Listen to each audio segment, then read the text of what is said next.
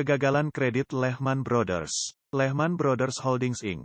adalah sebuah firma jasa keuangan yang didirikan pada tahun 1850 di Montgomery, Alabama, Amerika Serikat.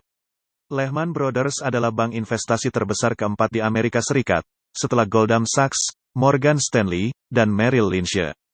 Perusahaan ini bergerak di bidang bank investasi, penjualan, perdagangan saham dan obligasi, khususnya di sekuritas keuangan Amerika Serikat, penelitian pasar, manajemen investasi, saham swasta, dan perbankan swasta.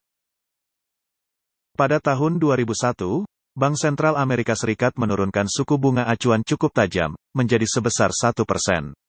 Tujuannya adalah menggairahkan perekonomian Amerika Serikat yang minus atau negatif.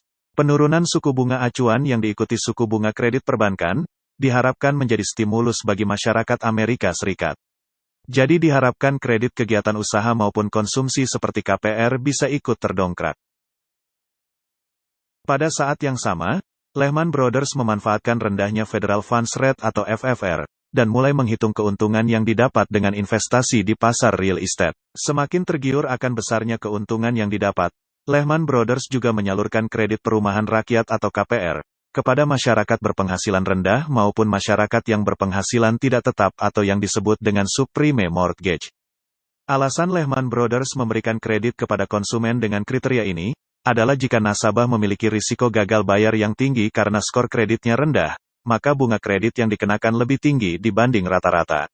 Namun, beberapa saat kemudian, The Federal Reserve mulai menaikkan tingkat suku bunga acuan pada tahun 2004. Kebijakan tersebut mempengaruhi kenaikan bunga dan cicilan kredit perumahan rakyat atau KPR. Akibatnya, masyarakat kategori subprime mortgage menyatakan ketidaksanggupan membayar cicilan huniannya. Pada awal tahun 2008, Lehman Brothers telah mengumumkan kerugiannya sebesar $2,8 miliar, dan nilai sahamnya anjlok sebesar 48%.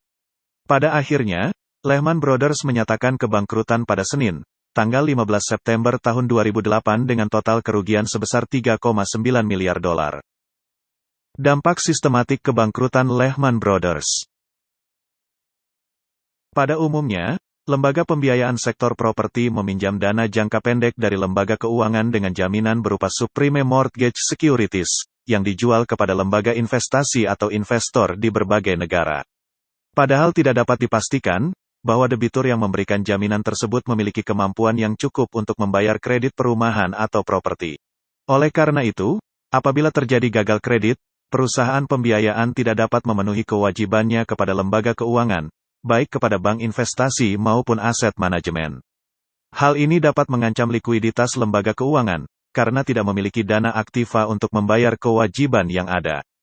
Ketidakmampuan tersebut memicu lembaga keuangan yang memberikan pinjaman bangkrut. Dampak pada perekonomian Amerika Serikat, yaitu, pertama, tumbangnya perusahaan asuransi besar yaitu American International Group atau AIG, dan lembaga keuangan Washington Mutual. Kedua, rata-rata orang Amerika kehilangan $70.000 dari pendapatan seumur hidupnya. Ketiga, hutang pemerintah di negara maju juga meningkat lebih dari 30% akibat melemahnya kondisi ekonomi, karena upaya pemerintah dalam menstimulasi perekonomian dan bailing out bank-bank yang gagal. Keempat, menurut data CoreLogic, dalam 10 tahun setelah terjadinya krisis ini, hampir 7,8 juta rumah hilang karena diambil alih. Dan yang terakhir, pada tahun 2008, diketahui bahwa lebih dari 7,3 juta pekerjaan hilang, dan tingkat pengangguran berada pada kisaran 10%. Selain itu, defisit anggaran federal mencapai 12% dari PDB. Sedangkan dampak pada perekonomian dunia, yaitu, pertama, bangkrutnya Lehman Brothers menyebabkan kebangkrutan bank-bank investasi lain, dan lembaga keuangan terkait lainnya di berbagai negara, yang kemudian dapat menghancurkan sektor finansial secara keseluruhan, dan berujung pada kehancuran perekonomian dunia. Kedua, profil risiko pinjam-meminjam likuiditas yang meningkat signifikan sepanjang tahun 2008. Likuiditas mengering, kegiatan ekonomi global pun melambat. Moneter internasional terus mengalami penurunan yang konsisten, akibat dari lembaga keuangan yang mulai tumbang satu persatu. Amerika Serikat dan Inggris saat itu berada di ambang resesi, roda perekonomian dunia bergerak melambat. Dan yang terakhir, secara umum, perekonomian dunia terkena dampak krisis ekonomi melalui dua jalur, yaitu perdagangan dan finansial.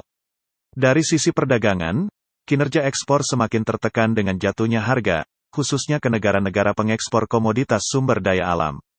Sedangkan dari sisi transaksi finansial, terjadi penurunan bursa saham, dan depresiasi nilai tukar akibat perilaku risk aversion dari investor asing.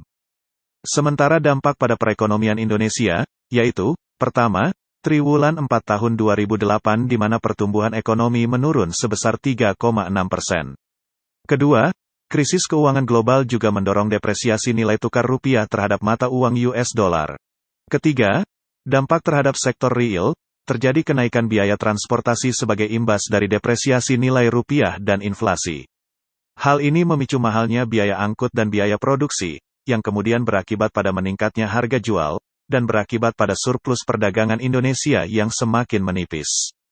Dan yang terakhir, setelah krisis keuangan terjadi, terhitung sampai Juni tahun 2009 pemerintah Indonesia menyatakan bahwa sudah ada 57.000 karyawan yang mengalami PHK. Sedangkan dampak terhadap generasi milenial.